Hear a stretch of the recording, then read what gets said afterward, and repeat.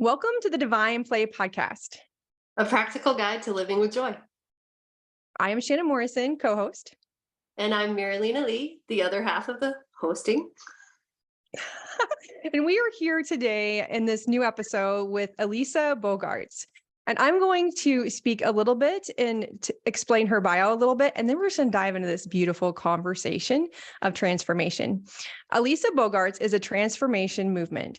She is the founder of Inspiration by Elisa, an inspirational speaker, a published author, and a certified life coach. She helps professionals prioritize themselves to reclaim their time, energy, and freedom so they can do what they want to do in their lives.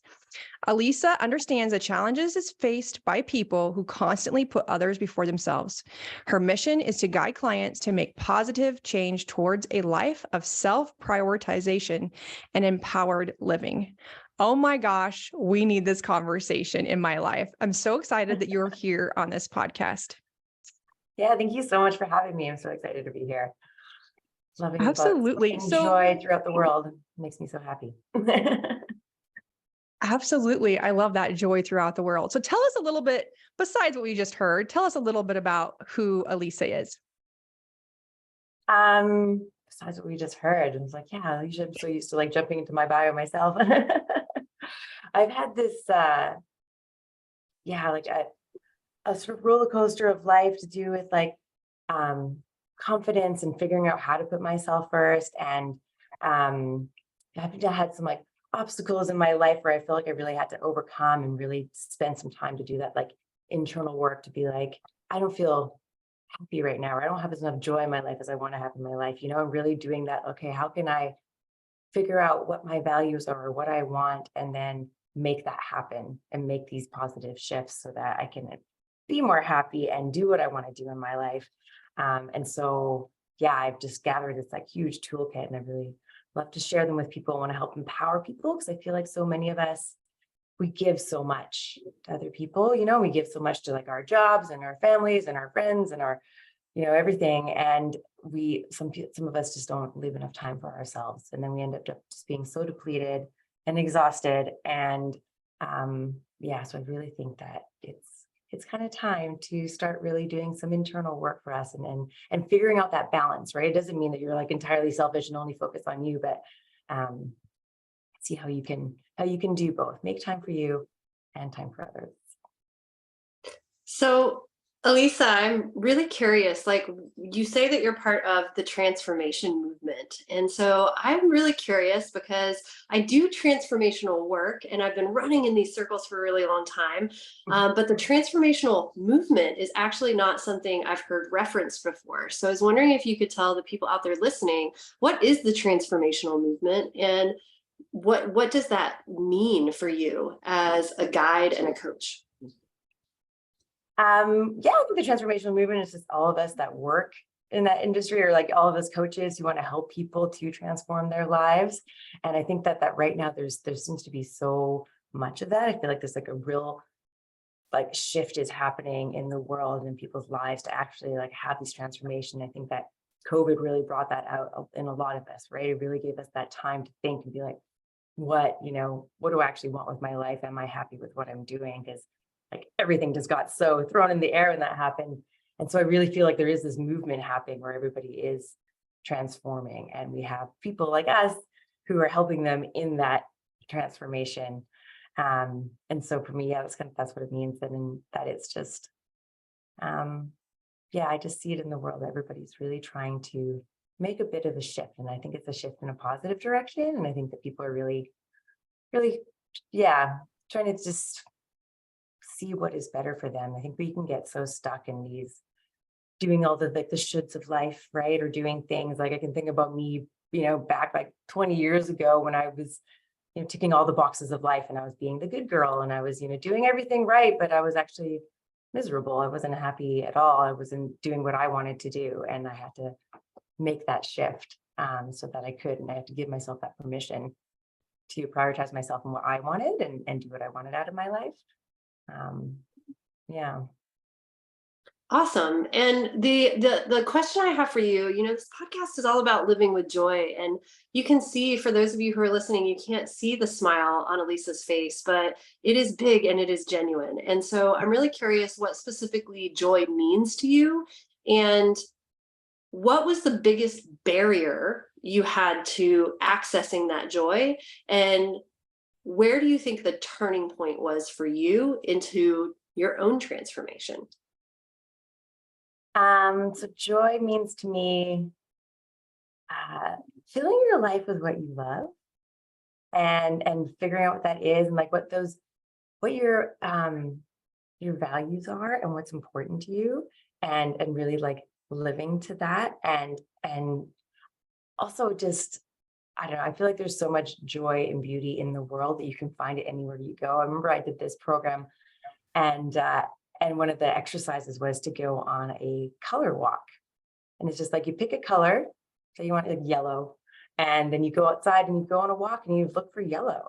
And it's amazing what you can see, because sometimes we can just like, I'm leaving the house, I'm going from A to B, I'm so focused on what I'm doing that we forget to kind of like look at the beauty around us. And like, so even just little things like that, I think is like part of what joy means, just to actually like stop and look around and see the world. I love that. And I remember the coach, she had an example that where she walked her dog every day. And then she went to go and do a color walk. And she was like, there was this tree like right outside her door that was like all yellow flowers. And she was like, how long has that been there for? And her neighbor happened to be outside. And she was like, it's been there for like, it bloomed a month ago or something. And she's like, I've walked my dog several times a day, every day. And I never even noticed it. And then that brought her joy. And then for me, I think the point in my life where I found it the hardest to access joy was back in 2011. And it was when I hit my rock bottom. And when the first time I kind of felt the weight of depression. I had no money. I just had a breakup out of an emotionally abusive relationship. So I was like heartbroken and kind of depleted from that. And I just moved to London, England.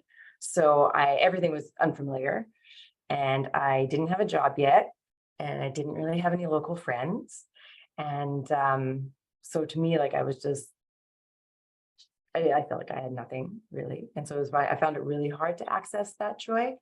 And from this place, I was really able to deep dive into every area of my life and decide, who I wanted to be and how I wanted to show up. And it was actually kind of like this beautiful moment to have because I was there on my own, that I could rebuild my life the way I wanted.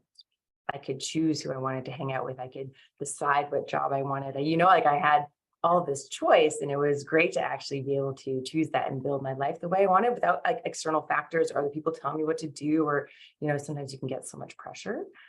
And and I remember a friend of mine, well, I had met her traveling before that because I had been backpacking before. And so she moved she was from England. So she moved back home a few months later after I had moved and invited me out for like a cup of tea. So we went to this cute little quaint tea shop in Camden. And I remember that was like one of the first moments where I felt a little spark of joy because she gave me this like really warm hug. And we went, and it was like a November rainy, cold day in London. And the tea shop was warm and the tea was warm and it was peppermint and it smelled divine, and it was just this little kind of like sanctuary moment. And I remember like that was the bit of the spark. And then she had asked me, what I wanted out of my life in London. And I had no idea, actually. I felt I like hadn't really been asked what I wanted and be able to like think for myself much up until that point. And that really sparked me. That really got me out of that really like lifted me out of the low state that I was in and was able to rebuild my life from there. So it sounds like the tiny wins are important. Yeah, I think so. And I think that we often like can forget about that. And like every day, there's always something to be grateful for. There's always something that went well, even when things, maybe don't feel so fantastic at the moment. There's always a little bit of joy that you can find in something. And I like to think of that because sometimes we can focus on these goals, and it's good to have goals and to strive towards them. But like every little step along the way, I consider a success. What that if you're not making those teeny tiny, that's how you get there. And so it's good to actually like celebrate all of those little moments, even if they don't feel like they're a step in the direction. Like even just me that day with my friend, like I remember being on the couch and I was just like, I don't want to get up. It's like raining outside. I'm feeling down. Like I don't want to get off the couch. And even just deciding that, like, no, I'm going to get up. I'm going to shower. I'm going to leave the house. That was just, those were like the little successes right there. That really was the beginning of me finding joy in my life. I love that. I love that. And it sounds to me like, I love that she's your friend, because it doesn't happen. We get to, have good friends that inspire us and kind of call us out and just allow us to kind of choose into, right? So I love that she asked you, what do you want to do with your life here in London? Like, what is your vision? What are you creating? And that gave you, what I hear you say is, it gave you an opportunity to be like, oh, well, what am I creating? Like, and I love that you had a choice. I just spoke to a person. I just went on a walk this morning, and I posted something on my Snapchat, and she's like, I wish I had the gumption to do that. And I'm like, just choose to. Yeah. Just do it. Like you can do anything as you choose. Like you said, you chose to get off the couch. You're like, I don't want to, right? Yeah. And sometimes it's just as simple as like 1, 2, 3, let's go. And aren't you so glad you did? Because you had that beautiful moment with your friend. Mm-hmm. Oh my gosh. Yeah. I love I'm that. so glad that I did. Yeah. And I think she had to text me about 3 times. Finally be like, yes, okay, I'll go. But yeah, I'm so glad that I did. Because yeah, who knows, right? Who knows how long I would have stayed in that low state for. It was just this a very nice, small little gesture, right? Let's go for a Absolutely. That was profound in the end, right? Yeah. I love this. I love that you help professionals or entrepreneurs just kind of shift in this mentality, and it will increase our relationships, increase our business, if we can pour into them. So what does that look like? Because self-care is really important to all of us in this room, in this podcast, in this session here. We love self-care. I know you get to put the oxygen mask on yourself before you can pour into other people. And just like you said, sometimes it's rock bottom before we really start taking care of ourselves. And I totally resonate with that. So what does that look like for your clients or people around you or yourself? Like, how did you start it? Did you just work on yourself and be like, oh my gosh, this is profound? Just tell us a little bit about that journey. Well, yeah, because when I first started it, I was kind of like looking bigger, and I was really focusing on self-confidence. And I created my signature system called the confidence method, which is actually what I wrote. We were talking about this earlier. What I wrote my book about is all about the confidence method. And it's like a 10-step system. And that's really like a journey of self-confidence and figuring out like who you are. And like I said before, like what your values are and what's important to you, and then what you kind of want to do with that. And then also how you get in your own way and how other people might get in your way, and how to sort of navigate all of that so that you're unstoppable and you actually do continue to go after what you want. And when I started to kind of break that down, it was like, this is like a big system. And so like, what is something that I think is the most important out of that? And I really think it is about giving yourself that permission to prioritize yourself and knowing that it's okay for you to say yes to you. And I think that's really sort of the first step. And some things that go with that is like, confidently saying no to what you don't want to do. That can be really hard for some people to say no, so I like to give you some like tips on how to do that. And then, yeah, being okay with putting yourself first and doing that without guilt, and how to overcome that guilt. And then just really daring to be you and owning it and being like, no, this is what I'm going to do. And like, this is what I want. And I know that with my wisdom and my experience and like my knowing of myself, that I'm going to do this. And so I'm going to say no to this, or I'm going to, I'm going to adjust my life, and I'm okay with that, and I'm just daring to be me, and I'm going to own it, and I'm going to do it anyway. And other people can have their experience of that. And it's okay, because you know what you want. I love that. Daring to be. Yeah. Daring to be you. I love that. Oh my gosh. Yeah. So I know that for me, this ability to say no was a really big barrier to my own joy. And so I was always saying yes to everything. I was saying yes to everything. I was scheduling clients, I was squeezing them in, I was overworking myself. I was, offering too many things. And even just saying yes to family members, coming with me on certain things, or, going to certain events with me when I really didn't want them there because it was a relationship dynamic that wasn't pleasant, And so I was recently working with somebody, and like she finally like came through this big block and like learned how to say no to her mom. And it was incredible how much like joy there was in her face as she was talking about it. And I was kind of stalking your website in preparation for our conversation. And I came across this program that you have called Boundary Busters. And so I was wondering if you could talk a little bit about the difference, in your experience of life, and like how much joy you can have in your life when you learn to come at boundaries from an empowered place, versus, kind of feeling helpless to the situation. And, if there's one piece of that you could share with people, like a practical tool, what might that be?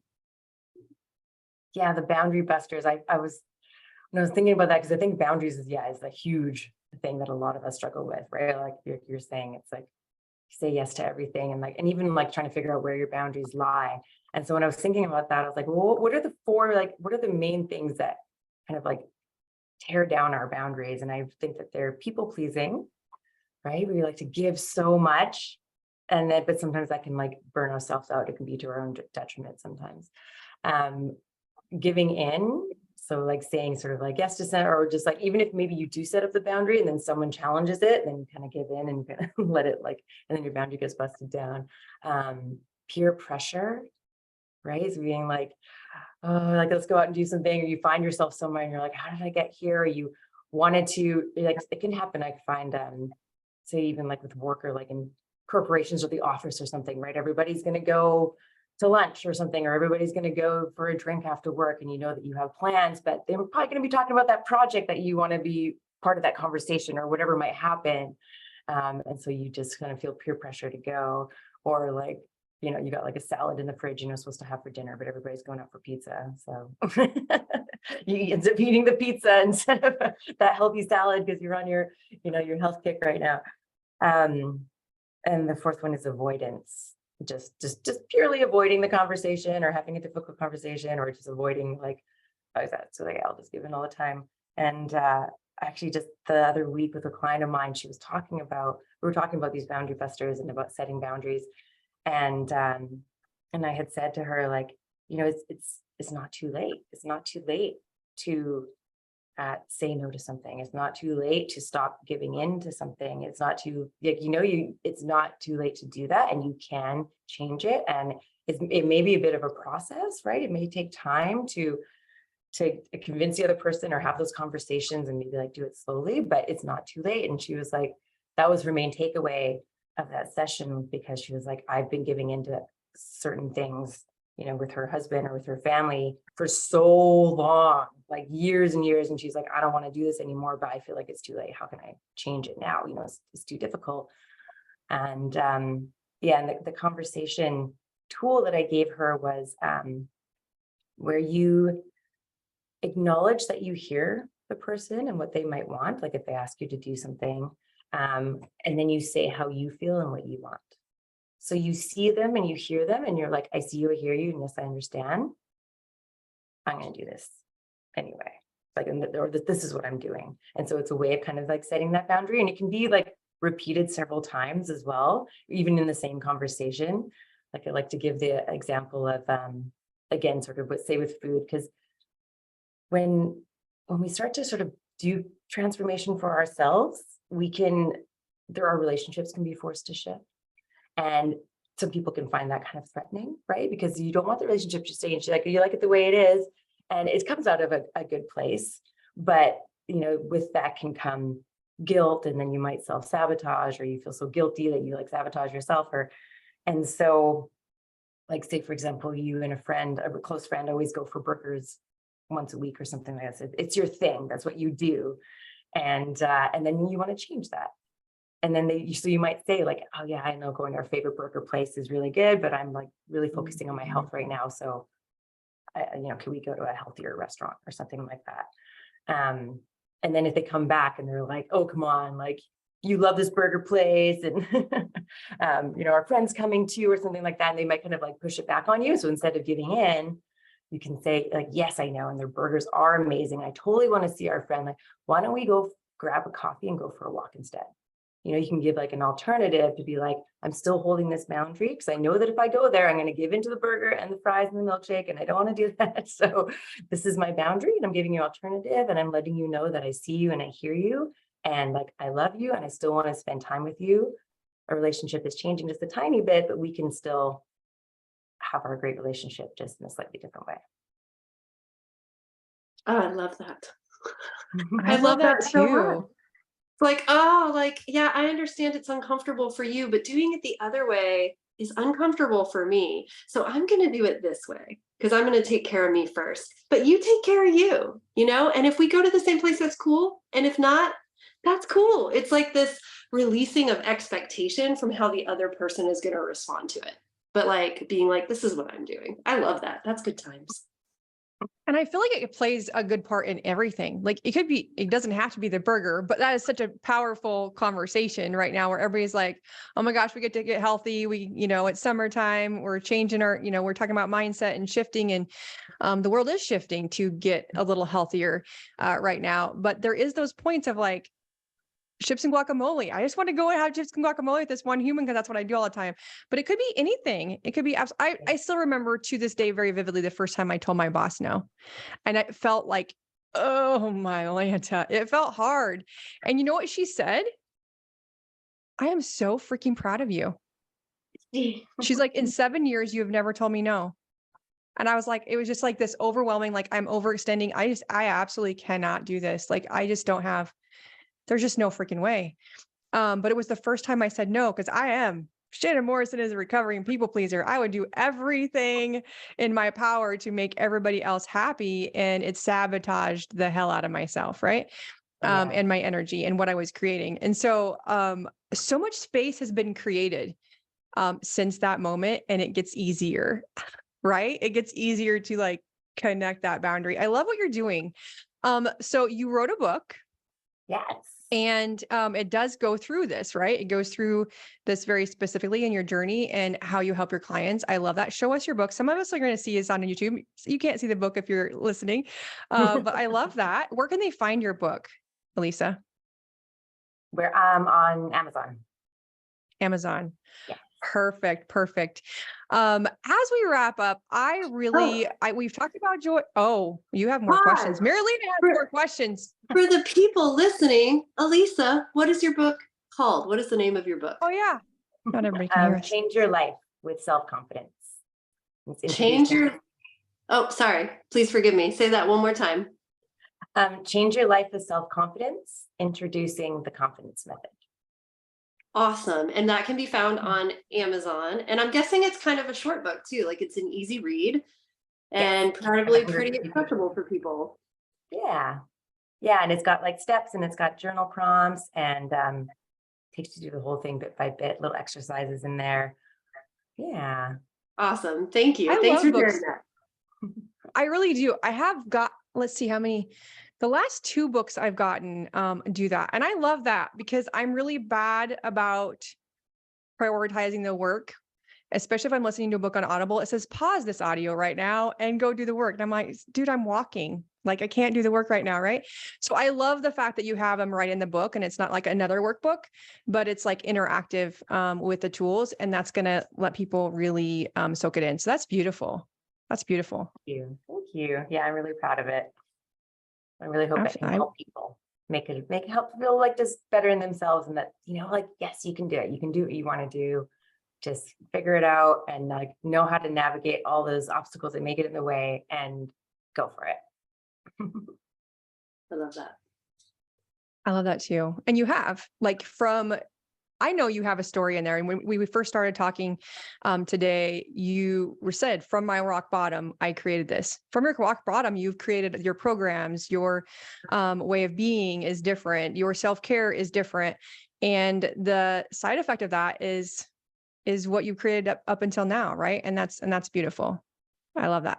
Congratulations on that, by the way. You get to celebrate all of the things. Yeah.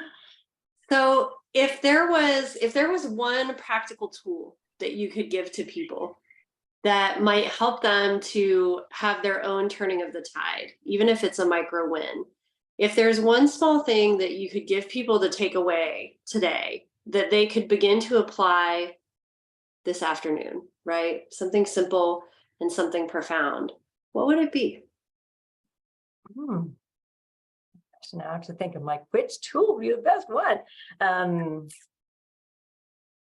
They can always read your book to find more. That's true. I'm a huge Absolutely. Get the book, friends. I think that I'm a huge advocate for like affirmations and positive self-talk. And I really think that if we can start being kinder to ourselves and like love ourselves more, and even like spreading that joy to ourselves as well, and like turning it inward, that I just think that like we'll have more joy and feel happier. And it doesn't have to be, sometimes I think that affirmations and positive self-talk, and they're kind of like, it's kind of everywhere and everybody hears them. We're like, oh yeah, whatever. But I think it can be as easy as just making like a small shift about something. So like, if you find that you have like a negative narrative or chatter in your head, see if you can flip it to something that's more loving and more compassionate towards yourself. And it doesn't have to be some like, big crazy dream. It can just be a small shift. Like I know the one that's come up for me, like a narrative sort of my whole like childhood, and I even still comes up sometimes now, is that I'm stupid. Sometimes if I can, especially if you do something new, right? It's difficult, it's hard, or maybe I'm using it as an excuse, like I'm just going to give up and like, this is my excuse to run away. I'm too stupid.